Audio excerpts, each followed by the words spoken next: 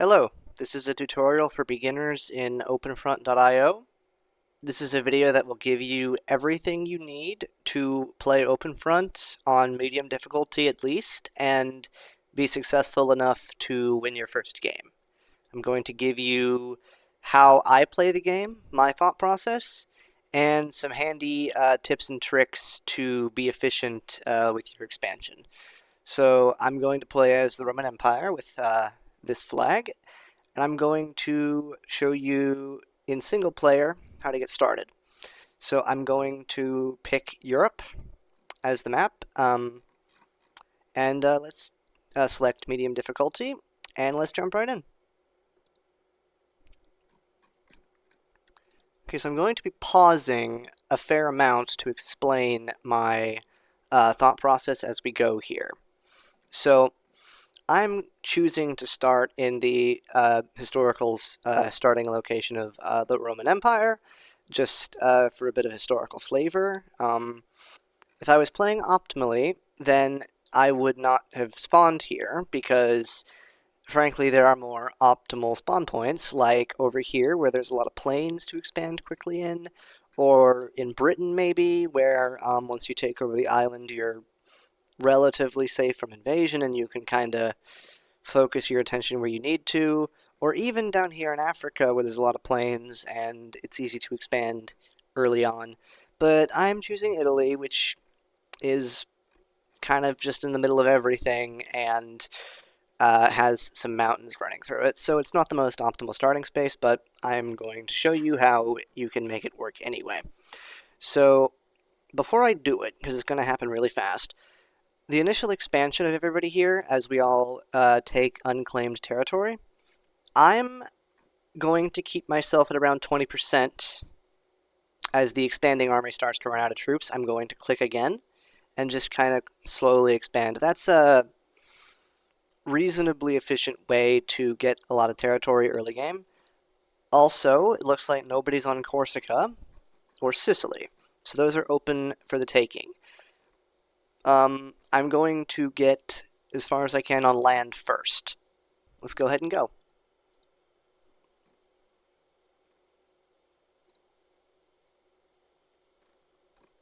Gonna hop the river here.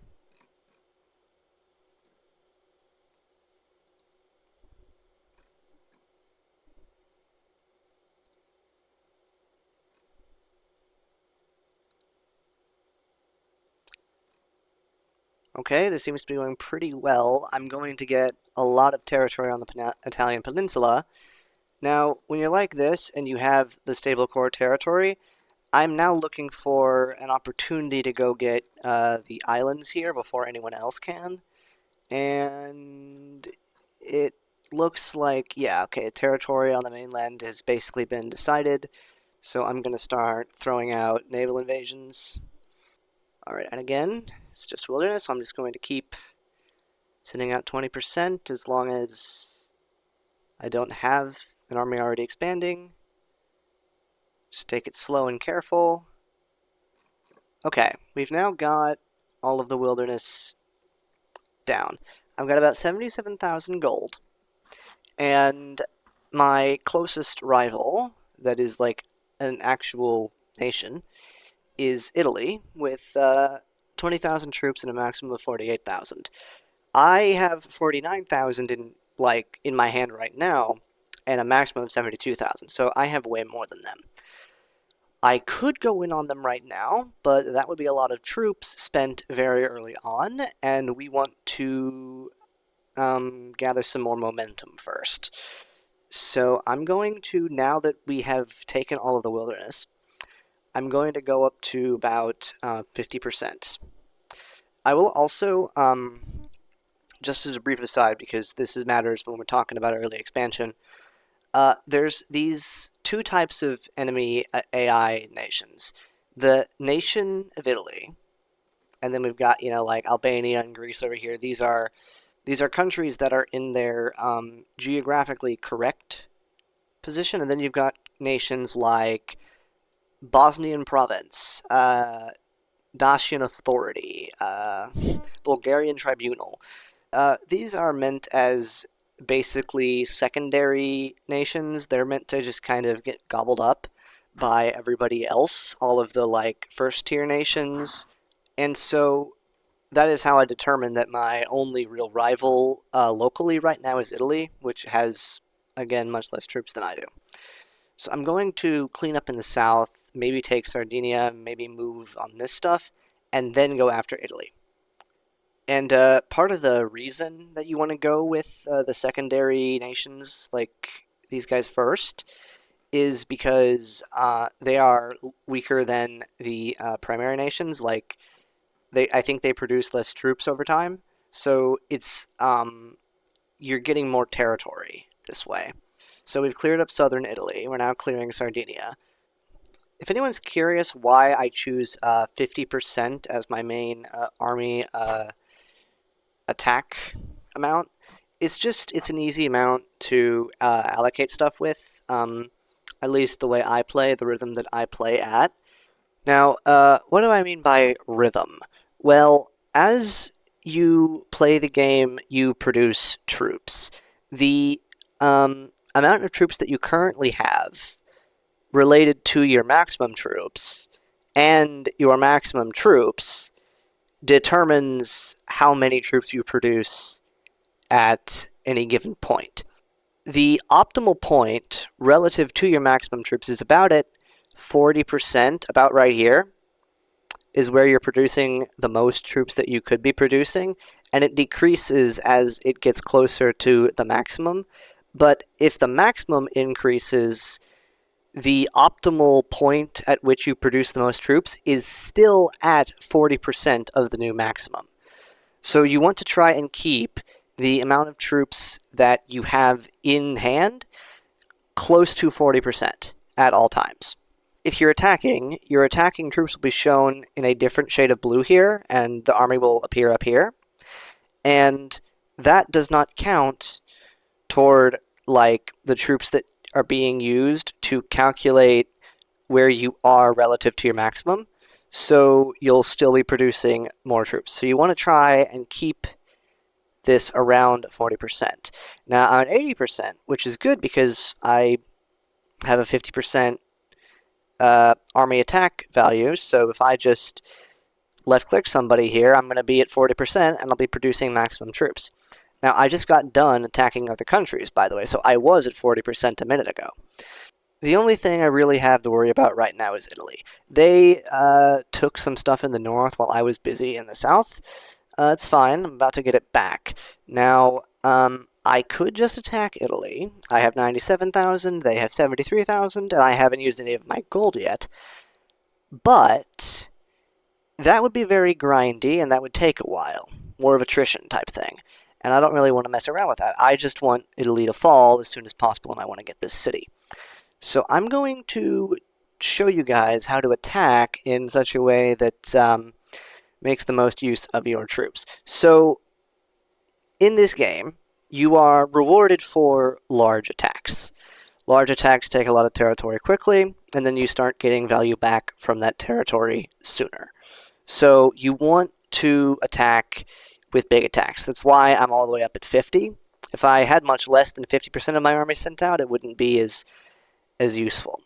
But there's a way to use naval invasions to get a much bigger attack going in on a country. So for example, if I sent, just pick a number, 30,000 and waited for it to be absorbed by Italy and then sent another 30,000 and then did that a third time, versus if I naval invaded here and then naval invaded here and then attacked, like just left-clicking, in such a way that the naval invasions and the attack happened at close to the same moment, that would be a 90,000 attack, which would be better than 30,000 attacks. So that is what we are going to exploit here. I'm not going to do it that complicated because it's actually pretty hard to time when your naval invasions are going to hit. I'm only going to do one naval invasion. But you'll see the principle in how large the attack actually gets compared to if I just left-click here and use half of this, that would just be 40,000. It's going to be a larger attack than 40,000, and you are rewarded for larger attacks rather than attacks coming in piecemeal over a longer period of time. You want to deal with your enemies quickly in this game. So let me show you. Right-click to naval invade. Now, where am I coming from? Okay, over here. Yeah. So you're gonna see how fast they fall here. This is, well, it is now a 68,000 strong attack. If I had just left-clicked, it would have been 40,000. This is a much more powerful attack. By the way, you'll know you're at the optimal position when this number for growth turns yellow. That is how you know that you are now producing less troops per day as you get close to your maximum. So let's watch Italy fall. Now, we need to talk about buildings, because I've got 313,000 gold here. Cities increase your maximum troop amount, and they increase this number. That's a big deal for scaling up your economy, so you do want a lot of cities. Factories produce money that goes directly to your cities. They're not as powerful as ports. Ports can produce boats. This is very important. We're going to be putting some ports in some strategic places and messing around with some Navy stuff in this game. It's very powerful. Getting a good trade empire, and you need a lot of ports for that. Missile silos and SAM launchers, kind of a package deal. You're going to want to use air defense, especially in multiplayer, but in single player, you are also going to want to use it because the AI is not stupid with its nukes, unfortunately. Defense posts are on an as-needed basis. Missile silos, this is going to sound weird, and I'm probably doing something wrong, but I don't use missile silos very much. I will show you how to use them efficiently in this game, but the way I play, I don't use them very much. So you can't build when paused either, by the way. It just won't register. So you can't stop and build everything up. You do have to play it out all the way through. To build stuff fast, you can use your numbered keys.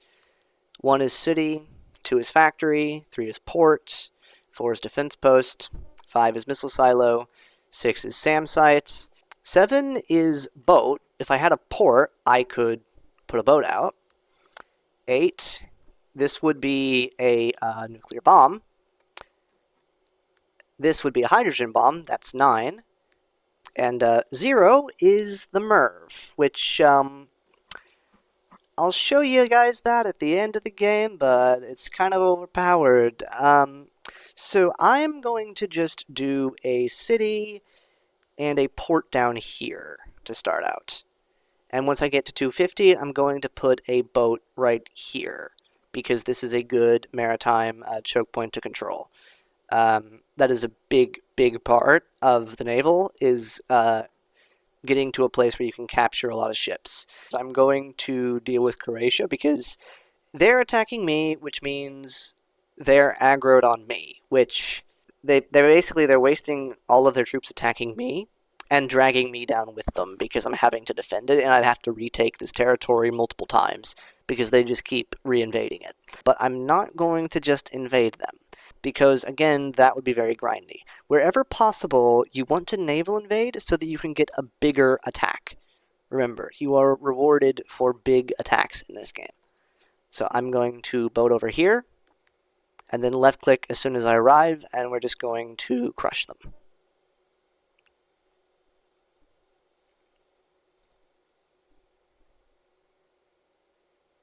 I don't know exactly how the AI calculates where they put their defense posts, but sometimes they will put it far enough away from your attack that by the time it's built, it will actually be still a problem because you won't be close to it.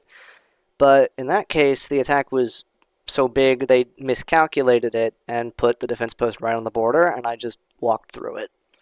So that's another reason you want to make big attacks.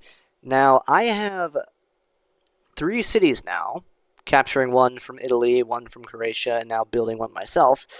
That's very good. I now have over 200,000 maximum troops, and Everyone around me is still at like less than 200,000. 111,000, 160,000. What's Greece at?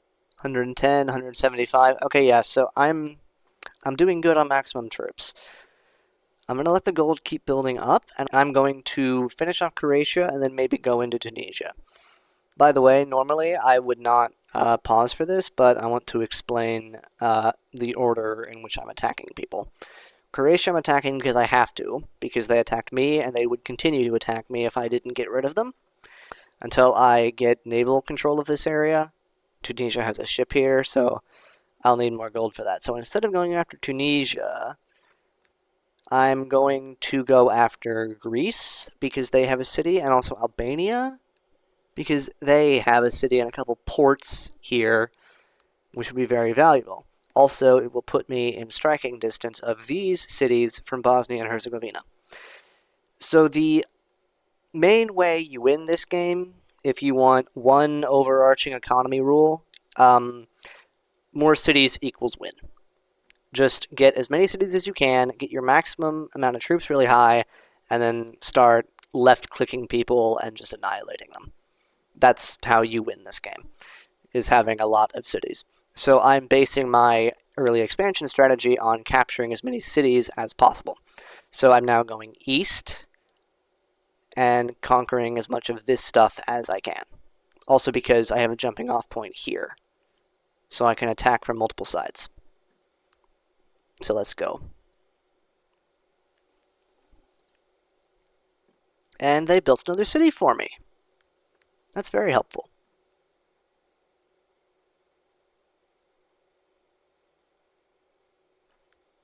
Alright, I'm now going to go into... Let's go into Albania first, because... well, they're closer. And a little weaker. And I can get this city first.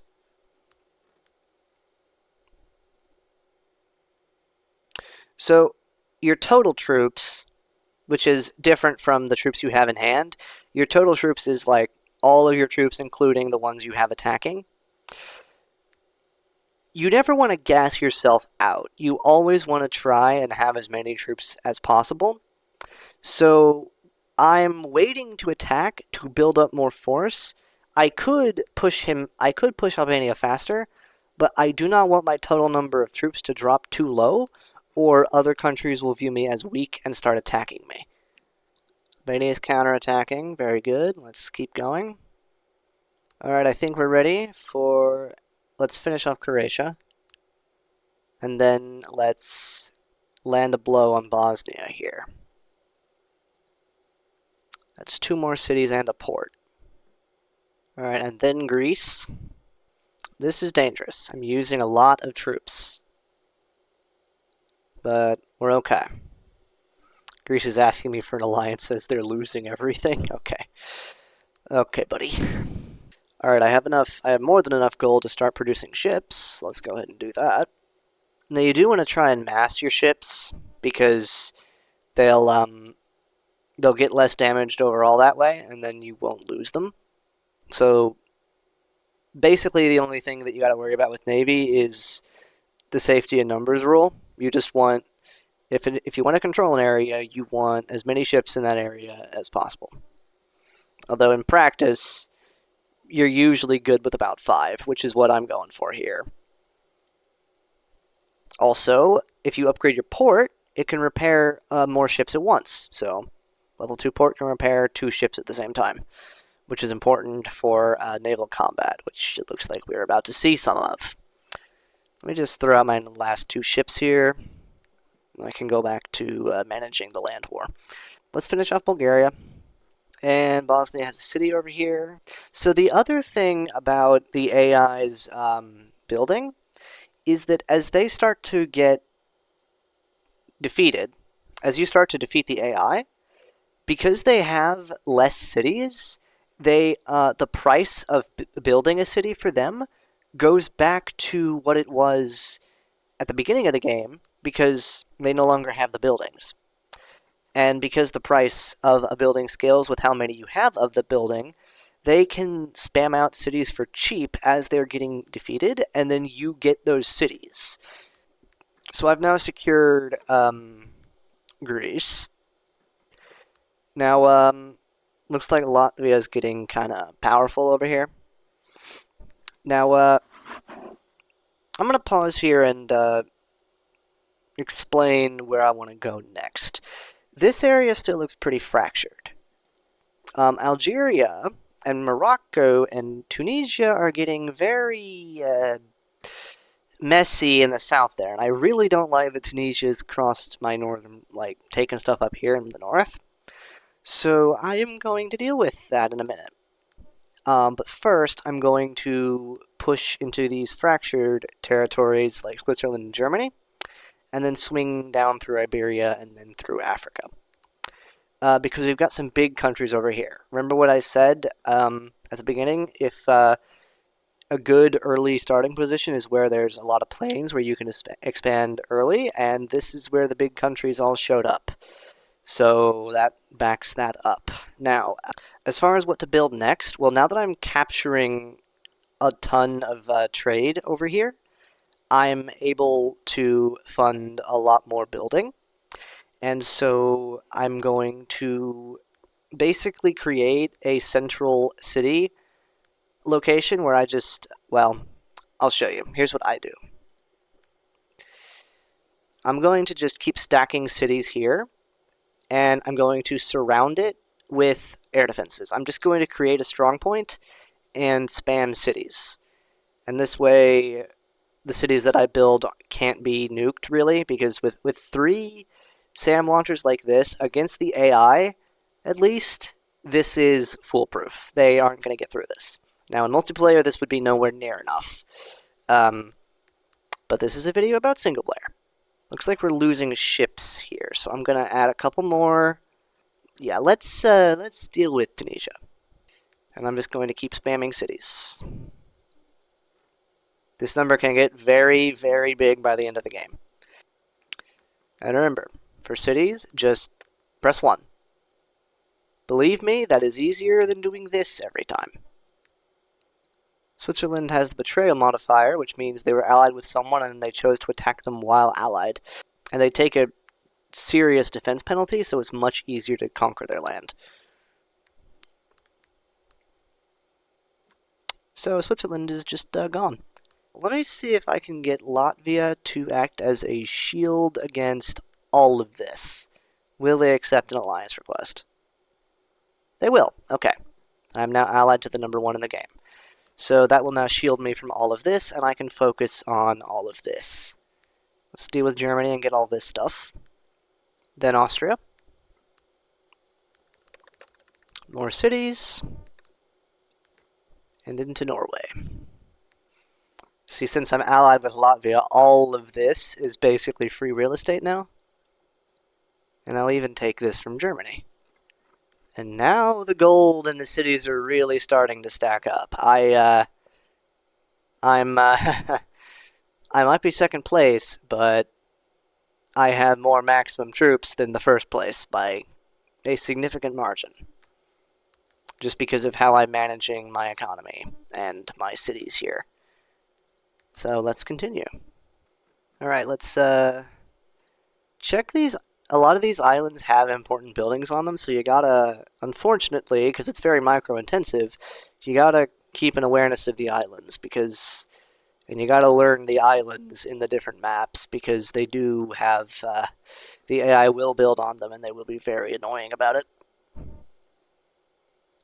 And the AI will take all of them as well. So if you want to, like, 100% conquer everything, you will have to go around to every little island. Alright, well now we've secured Central Europe, I can start pushing west. Remember, just keep your total troops high and try and stay around 40%. Also, apparently, Algeria just got hydrogen bombed. Okay. Also, Algeria is now the king, so I'm throwing everything in Algeria. So basically what I did there is I just clicked twice and did 50% both times, which means I just threw 75% of my army against Algeria, which is a massive attack and is going to at least push Algeria out of Spain. Now, because I use so many troops, I looked weak to somebody, Norway, who has decided to go and do that. That's going to be cleaned up in about 10 seconds.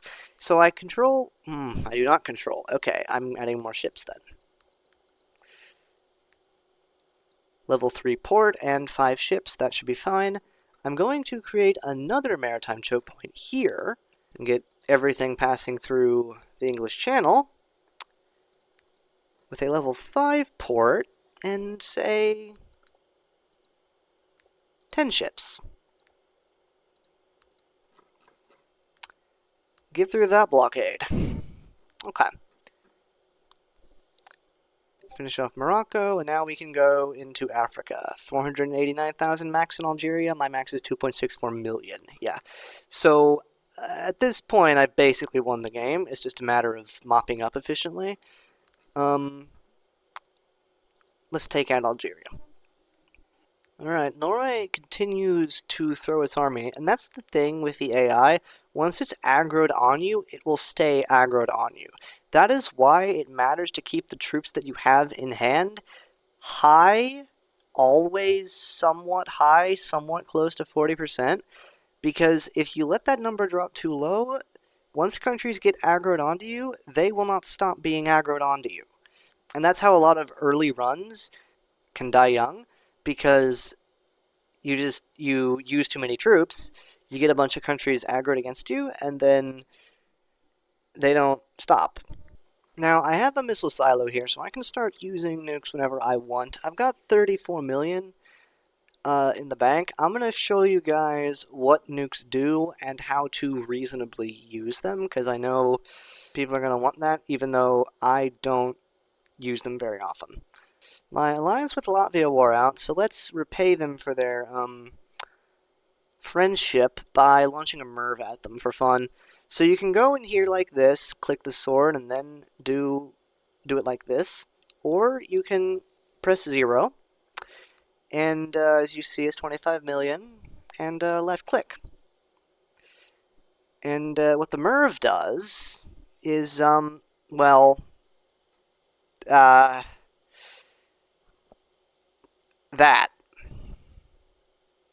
Thing is, sometimes, because it's like a shotgun nuke, sometimes it hits the border and pisses off neighboring countries because they still recognize the nuke is coming from you.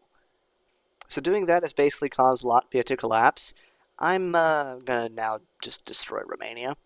Now to show you the other kinds of nukes, let's have a look at the hydrogen bomb first. That would be 8. And you see that red circle? That is the SAM site. So it will tell you how to avoid getting your missile intercepted. So you should never, unless you're really clicking fast, you should never really get your thing intercepted. Also, your hydrogen bomb has a range that extends larger than the SAM site, so you can blow up the SAM site with a hydrogen bomb. That's how you outrange them. And then if you want to do an atom bomb, which is just one tier down, you press 8. And hey, I don't like those defense posts. I don't like that missile silo. I don't like that city, you know? Many such cases. So yeah, that's how you use nukes, basically. So you need 80% of a territory to win the game. At this point, I can't really be stopped. The next highest person is 15%, Sweden is 7%, and I'm approaching 50. It's going to be 50 in a second. At this point, I've basically won, so I'm just going to speed run cleaning all of this up.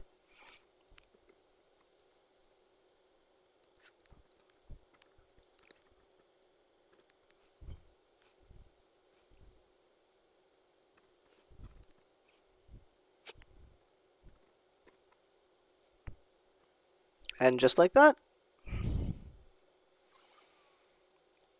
Now, let me know in the comments, guys, what you'd like to know more about in-game. I can reply in the comments section or do a video about it. Also, let me know if this helped you win your first game. I'd like to know I helped somebody out. Because I know when I got started, this game was not super intuitive, and it took me a while to figure out, especially with some of the updates to the AI, how to be successful.